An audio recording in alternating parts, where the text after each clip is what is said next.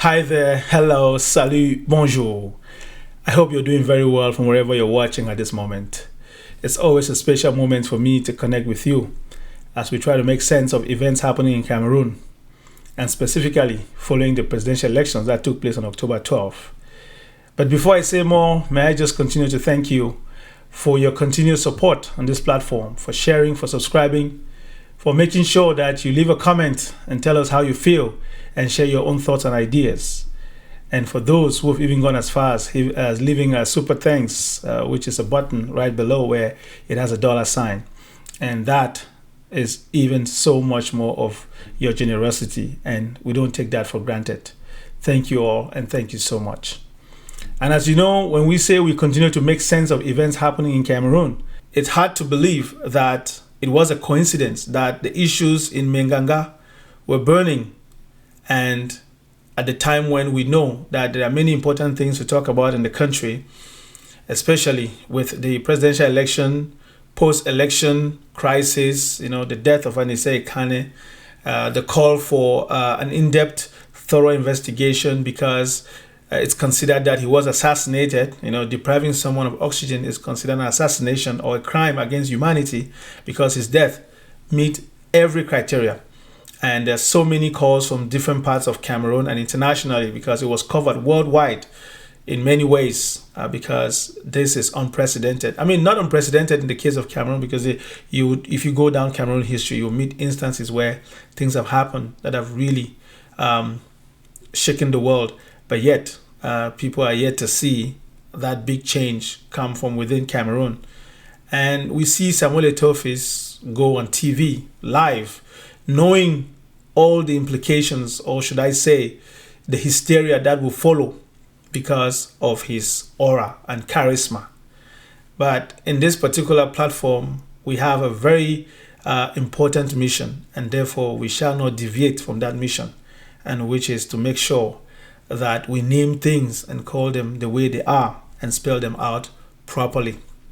And so on Monday night, December 8th, Samuel Eto'o walks into a TV studio in Yaoundé for an interview that has been hyped. We can say exclusive, face-to-face, face-à-face. You must not miss. Let's focus on the interview itself and maybe touch on the aftermath and say things that would pique your interest, because that's exactly why we are highlighting that particular interview. It connects to the issue in Mutengene, but also goes beyond, because there are other issues that we want to touch on. So he sits down opposite the host. Of course, from the very beginning, you see the tone. The journalist, Parfait Aïssi, known for his verb, as they say, presenting the facts after we see a highlight of Eto'o's journey, as a footballer, Kajispor Academy, right up to Mallorca, all his different palmarès, as they like to call it. Interestingly enough, after all of that display, the journalist, comes back to Samuel Eto'o and kind of welcomes him, ready to hit the ground running. The first thing Eto'o does is to push back and correct the journalist for greeting him in an ordinary fashion, for addressing him without saying Monsieur le Président. Take a second and just listen to this. Cet entretien exclusif avec Samuel Eto'o. Samuel Eto'o qui est le président de la Fédération camerounaise de football, icône mondiale pour ce qui est du football. Naturellement, ce soir, Info TV est en parfaite synchronisation avec d'autres chaînes de télévision, notamment MSI, sans oublier la chaîne de télévision LTM. Samuel Eto'o, fils, bonsoir. Bonsoir, monsieur Parfait ici. Mais vous avez oublié quelque chose. Oui. Monsieur le Président. Monsieur le Président de la Fecafoot. Merci, monsieur Parfait ici. Comment vous allez? Très bien, et vous? Ça va très bien. Dear friends, that is Cameroon, and that is Samuel Eto'o. And I'll leave it at that.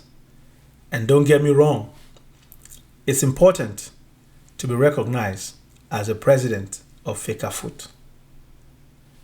But when a guest has to remind the host that they've not been properly addressed, on a title that is not a state portfolio, it speaks volume. And right there, it set the tone for that interview. And you will understand why it went downhill from there. And all the other things that surrounds the president of the Cameroon Football Federation. It is what it is today, you know. He's legendary as a great footballer. Seems to be confused with his managerial ability at the helm of Fecafoot. And anyone who dares to say anything otherwise is castigated and chastised. Right now, there are 2 camps in Cameroon. Maybe 3, but at least 2 that are visible. There's one camp called Les Eglisiens, meaning that those who believe that Samuel Eto'o is their pastor, and they are the lay faithfuls. They worship him.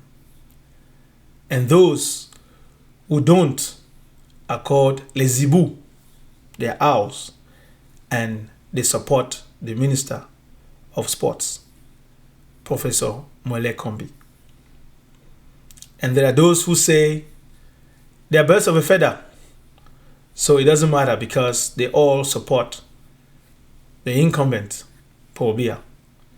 And they all go to Eto'o and they all have different benefits from Eto'o Palace. And therefore, whatever fights they have, whatever display, those 2 groups, those 2 camps, those 2 different factions are birds of a feather. But at the base, you have everyday Cameroonians, lovers of football, working hard, tirelessly, going to the stadium, supporting different players, participating in different sporting activities, especially football, male and female. And at the top, you have the flag of Cameroon, the pride of the people. And so all of this in between seems to be a big, big distraction. And that is why even the performance of the national team has been called to question. Now, let's park emotions and look at the facts. Eto'o the legend versus Eto'o the manager, separating myth from mandate. Nobody can erase Samuel Eto'o the player. Champions League titles, AFCON trophies, goals that made the whole continent proud. But Samuel Eto'o the Fecafoot president is a public office holder paid to deliver results and governance, not just nostalgia. Let's run through the record quickly. 1. Controversial leadership style. Since taking over Fecafoot in 2021, his tenure has been described, not by me, but by international press and analysts, as marked by scandals, solitary decision-making process, and conflict with many stakeholders. Former players, club presidents, journalists, even union leaders like Jeremy Soren-Jitap have been sanctioned harshly by Fecafoot when they disagree, feeding the image of a one-man show presidency. Secondly, ethics and investigations. In 2023, an investigation is opened into alleged match fixing involving Samuel Eto'o and a second division club. CAF later clears him of match manipulation, but finds he violated ethics and integrity rules by signing a brand ambassador for a betting company, fining him $200,000. 2024, FIFA bans him for 6 months from attending Cameroon national team matches for offensive behavior during the U20 Women's World Cup. 2025, media report criminal complaints for corruption, match fixing, and diversion of funds as Fecafoot president. Thirdly, sporting results and chaos. Under his watch, Cameroon has failed to build a stable project for the national team. Public criticism exploded after missing out on the 2026 FIFA World Cup hosted by Canada, USA, and Mexico. And just days before AFCON 2025, Fecafoot dramatically sacks coach Mark Brice, who was appointed with government backing and replaces him with an assistant, triggering an institutional fight with the Minister of Sports. However, we must caution that all of this is not just the fault of Samuel Eto'o. It's because the system is designed like that, and it was designed for him to fail even woefully. He is even strong enough to have survived, because you wouldn't imagine that even though Fecafoot is supposed to be independent in the management of football in Cameroon based on the rules of FIFA, yet the Cameroon system, the regime, found a way to put an agreement between Fecafoot and the state, in this case the Minister of Sports, the Ministry of Sports, in such a way that they always have a say and oversee everything that Fecafoot does. In the past, it used to fly because you used to have presidents who did not have the ego and aura and charisma of someone like Samuel Eto'o. Unfortunately for them, when Samuel Eto'o got elected as president of Fecafoot, he was able to overturn so many of these things. It has to do with who signs for money to be disbursed by the treasury, because the state funds part of Fecafoot activities, and Fecafoot uses the national teams to bring in money during competitions. And all along, there's been so much money within Cameroon Football Federation, and that money, there is no accountability in many instances. At the local level, you have clubs where players are not paid. Players don't have their salaries. You have managers of clubs, owners of clubs that don't actually fulfill their own part of the bargain. You have players who suffer. We used to see players who would eat what they called bobolo, some sort of paste made of cassava that forms, a pudding that is eaten in many parts of Cameroon. It's very delicious, don't get me wrong. But I'm saying, for an athlete of a certain stature, their meal prep is very important, and their diet plan is also very important. And therefore, you can't mix match too much carbs. Yes, some would say it increases your physique, but that is old school thinking. That is how so many talented players were unable to emerge, because they were deprived of basic necessities and infrastructure to help them to come out and shine.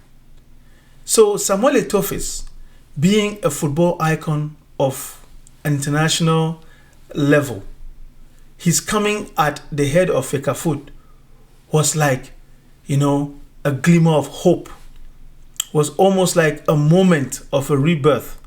And he said it himself, that he will give back to Cameroon football its glory. Just that the reality on ground is highly contested today. And it's hard to talk about this without being attacked on either side, either those who call themselves les Zibou or those who call themselves les Églisiens.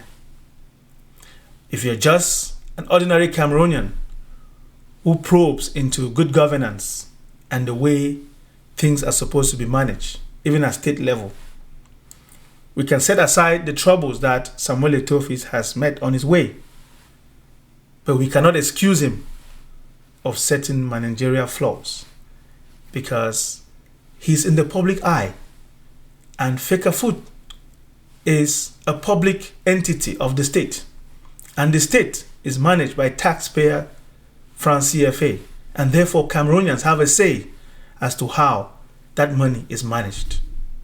It's not just an association of clubs where people do their little thing. It's not an association that does its own thing. No. As soon as you touch the money that comes from state coffers, Cameroonians, everyday Cameroonians, have a say in the way the affairs of the state is being managed. And the same goes for the minister and every other person in public office. So Cameroonians have every right to debate his managerial abilities. But again, you don't need to say much. He says it himself, that he's a genius. Je suis sous-doué. Those are things that it's just only in Cameroon that you would hear them. But again, other media analysts will criticize and say, even the journalists themselves, those who interviewed him, Mr. Parfait Aïssi and his colleague, seem not to have been well prepared to handle Samuel Eto'o because he seemed to be dominating the interview. And to tell you how prepared he was, he came with a folder containing different documents. Only that those documents were handed to Parfait Aïssi to read certain specific paragraphs. And in those moments, on a TV interview, it is impossible, A, to verify the authenticity of that document, B, to ascertain that the content is that which can be proven in a court of law or in what they call in their courts of arbitration at the different levels of football management. Because you would know that football has its own courts. But that is not the point. The debate that was supposed to center, or the interview that was supposed to center on his tenure at Fecafoot with specifics relating to sports infrastructure in the country, relating to data concerning the different moments of these instances that we've talked about above. Those things were missing. And that is why people are wondering if this was not pure distraction. And even the manner and the nature of him not answering certain key questions and telling the journalist to wait, and then he will circle into different things, which means his talking points were his. And you cannot fault him being a guest because it was the journalist asking the question. It was their place to make sure that they hold the reins of that interview. It's not an easy feat, especially dealing with someone like Samuel Eto'o. I know I'm taking a longer time to explain this context because I don't want to do a deep dive into the whole interview itself because there's so many elements we can touch on and there's so much to unpack about it. But I just wanted to give you a glimpse as to how it went down and why it's actually creating the amount of buzz that it's creating. And we do know that it's just unfortunate that situations like this continue to unfold in Cameroon. Why I say unfortunate? Because Cameroon is going through a lot. And those other things, in our view, are very important and critical for the future of Cameroon. Because you've heard it before, football has never developed any country. Yes, the activity of football in your country, the activities connected to football, the other areas like sponsorship, participation when it comes to people buying tickets or people doing business around, hosting, hospitality industry, hotels, restaurants and stuff, when you have football games and all those things and all that. Those kinds of things can help to boost the economy. But when it comes to development, the money that Cameroon has received since 1990, when they had their brilliant performance at the World Cup, to date, nobody can tell you that this is one thing that the money we receive from football has brought us.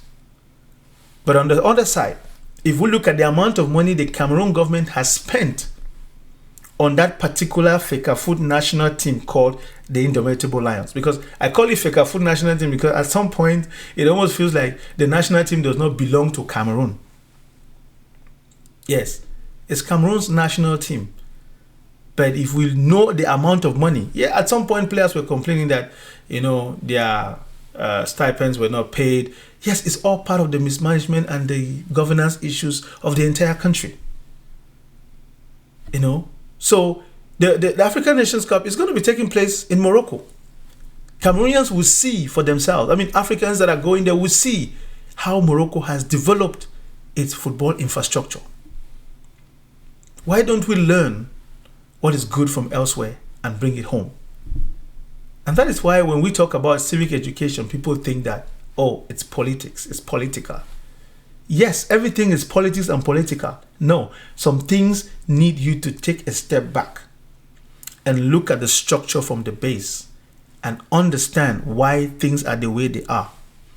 It's one thing to see Samuel Eto'o come out of that studio and gendarmes are everywhere trying to help him get into his vehicle and get out, because folks were watching, and those who were watching already knew where he was. So they Googled and found the address and went to that TV station. They encircled the whole place, chanting, doing their what we call atalaku, trying to entice him to come and give them money or whatever. I'm not going to say why they were there and what they were doing. But again, some would say those were the choir members, the choristers of the church, of les Ecclésiens. The choristers were out at night, chanting for their pastor. People talk like that and it's very easy to digest and move on. But it's big, because those young people, we would normally say, if they had well-paid jobs, if they were established, they wouldn't do that. They wouldn't be out there at night doing what they're doing. It's normal. Yes, you may be excited to see an icon. You may be excited to see a legend. Nobody is taking away from his status. But what we're saying is that in a country where, those who traveled all over the world, you have the big guys, you can go in Canada, talk about the Sidney Crosbys, you go to the US, name all these names, LeBron James, you can name them, different parts of the world, the Cristiano Ronaldos, yes. Go to different countries, yes, these players, when they come around, people want to take photos with them, it's normal. Stars, as they call them, celebrities, yes. What we are saying here is that the dramatization of what you saw or what you've seen on video at that TV station in a country that is going through what we are going through, that is the problem. The issue is not, the magnetism of Eto'o's aura and charisma. That is not the issue. The issue is young Cameroonians who are already going through a lot, suffering from all the issues from, within the system caused by a regime that Samuel Eto'o has openly said he supports, the president of the republic. It's his choice. It's his right. We're just here to name things the way they are and to show that this is exactly what transpired. So when a man with this controversial, contested record sits on TV and demands Mr. President as a form of address, that is not just ego. It is a political statement about how far we have allowed personality to dominate institutions. And the key civic question is, why are we so quick to queue, shout, scream, and push just to catch a glimpse of the president of Fecafoot, but so slow to ask questions about the president of the republic, the dead in our streets, and so many other issues affecting the youth in the country? And as we close this particular piece, I know there are so many things we can touch on, because that whole interview, we can talk about, the situation with Andre Onana. It's sad, but that's the reality of Cameroon. But we don't want to focus on issues that easily veer into gossip, because those are some of the elements that constitute the criticisms that have been advanced so far towards Mr. Parfait Aïssi and his colleague who interviewed Samuel Eto'o, because they looked unprepared. Their documentation wasn't there. Samuel Eto'o came with his. He was able to show papers. And I'm saying that had they had the chance to prepare thoroughly, they would have been able to give names, dates, timestamps, concrete information, and quote him. Because even when they ask him a question about what he said relating to Andre Onana, those who say he actually said it should have brought the evidence. They didn't. So it ended up being he said, she said. And on live television, Samuel Eto'o knows how to wing it, and he got his moments. And that is why it has been dominating the conversations. So as we conclude, we're here to say, guard your mind, not just your goalpost. Because when it comes to things like Samuel Eto'o, Fecafoot, and all this and that, we know some people have mixed feelings. Rightfully so. However, when it dominates the airwaves and the headlines, in a time when we're supposed to be focusing on major issues that are affecting the life of the nation, the future of the nation, it is important to take a moment and look deeper and make sure that we also add a perspective that can awaken the consciences and give a direction to our thought process. You may say, so what do we do with Samuel Eto'o's big night on Info TV? We do exactly what a mature civic audience should do. We watch with critical distance. We separate his legendary pass on the pitch from his contested performance in office. We respect the person, but refuse the cult. We listen for facts, numbers, accountability, not just charm and anecdotes. Most importantly, we refuse the distraction. Because while crowds are screaming outside a TV station in Yaoundé, families are still burying loved ones killed in post-election repression. Many are still languishing in jail in different detention centers across the country for speaking up and standing to defend their vote. And we also know that someone like Samuel Eto'o has not yet officially lent a voice to say exactly what he thinks or what he knows about the situation. And he's gotten heat because some people believe that he's siding with the regime and he's always been seen with them. And it's his choice, it's his position. However, we're saying that in the midst of all the things that are happening in Cameroon, a president in exile is still wondering when he can safely step back on Cameroonian soil.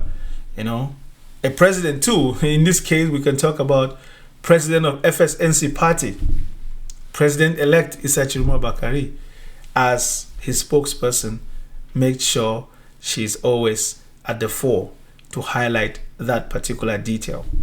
And Cameroonians know too well what happened on October 12th. And in the midst of all of this, we can say, sure, football is beautiful, but your future is bigger than football. So today, after this episode, talk about Eto'o if you must, but then talk about Biya, Chiroma, the dead, the detained, the sick, the unemployed, the constitution.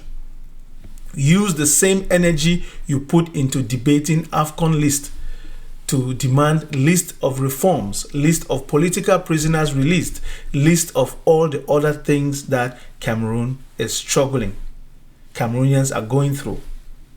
Yes, guard not just the goalpost, guard your mind, your attention, and your civic power. Because in a country like ours, distraction is a weapon. And the first line of defense is a youth that refuses to be hypnotized. Thank you for watching. Thank you for staying to the end. On se retrouve très bientôt pour continuer cette conversation. Calmement, fermement et avec amour pour ce pays. I know many of you continue to be vigilant. Keep doing that. Stay away from propaganda. And until the next one, may God bless Cameroon.